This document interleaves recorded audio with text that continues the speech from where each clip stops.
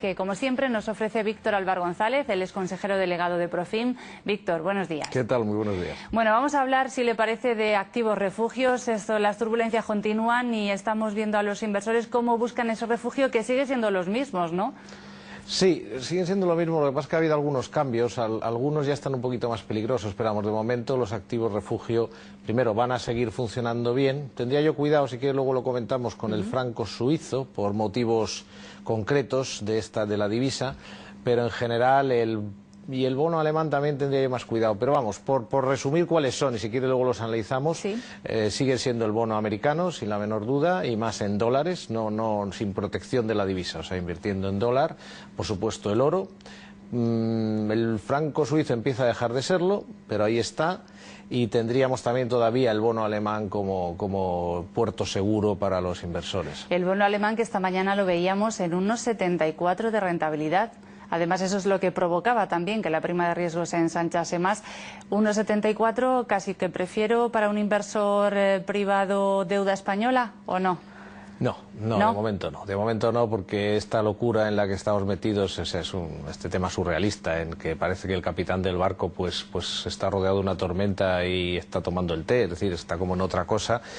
Pues vaya usted a saber hasta dónde puede llegar. O sea, este tipo de descontroles o incompetencias políticas pues no tiene límite. Por lo tanto, podía haber uno entrar en un bono español pensando que esa rentabilidad es buena y ser bastante mejor dentro de cierto tiempo.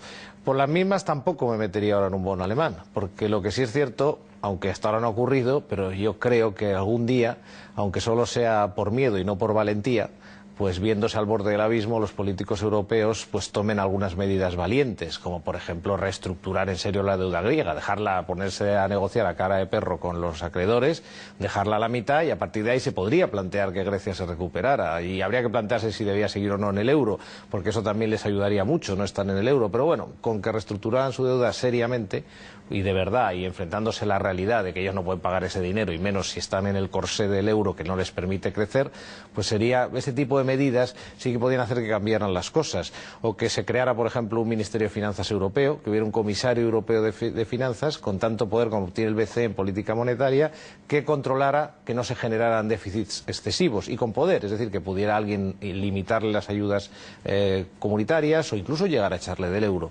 Por lo tanto, si algún día los políticos europeos, viéndose al borde del abismo, toman esas medidas, el mercado se va a dar la vuelta, y se va a dar la vuelta violentamente. Por lo tanto, tendría cuidado, por ejemplo, con activos refugios como el bono alemán, para el caso de que eso ocurriera.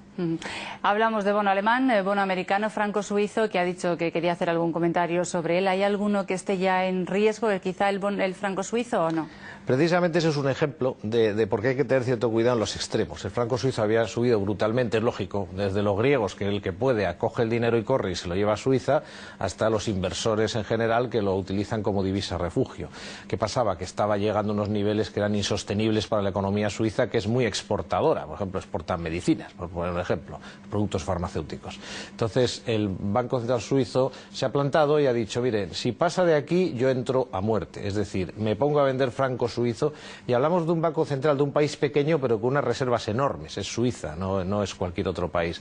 Entonces han puesto ese límite, y ese límite es peligroso porque esta gente tiene mucho dinero para mantener ese tipo de cambio. Por lo tanto, no actúa tanto, o sea, ya es un refugio en el cual te puedes encontrar te estás enfrentando al Banco Central Suizo, y eso puede llegar a ser bastante peligroso. Aún así, cuidado, si sigue la incompetencia política y vamos a, Dios no lo quiera, a ese precipicio, dijo Felipe González, a esa debacle, el franco suizo no puede hacer nada para que no suba el Banco Central Suizo. Y por último, Víctor, el oro que está subiendo, pero en las últimas jornadas no mucho.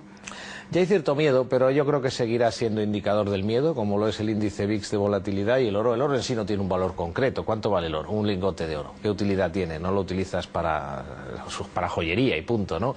Por lo tanto, el valor del oro está en su medida del miedo y de la desconfianza. Y desde luego la desconfianza y el miedo siguen así. La desconfianza no me extraña que siga, yo desde luego la comparto, y por lo tanto, mientras haya desconfianza y miedo, el oro no va a tener una corrección fuerte. Puede tener correcciones técnicas, pero no una corrección fuerte. Eso sí, de nuevo lo mismo, si por miedo más que por valentía y por temor digamos, se acogen al mal menor los políticos europeos y toman alguna decisión valiente, el euro también se daría una bofetada importante.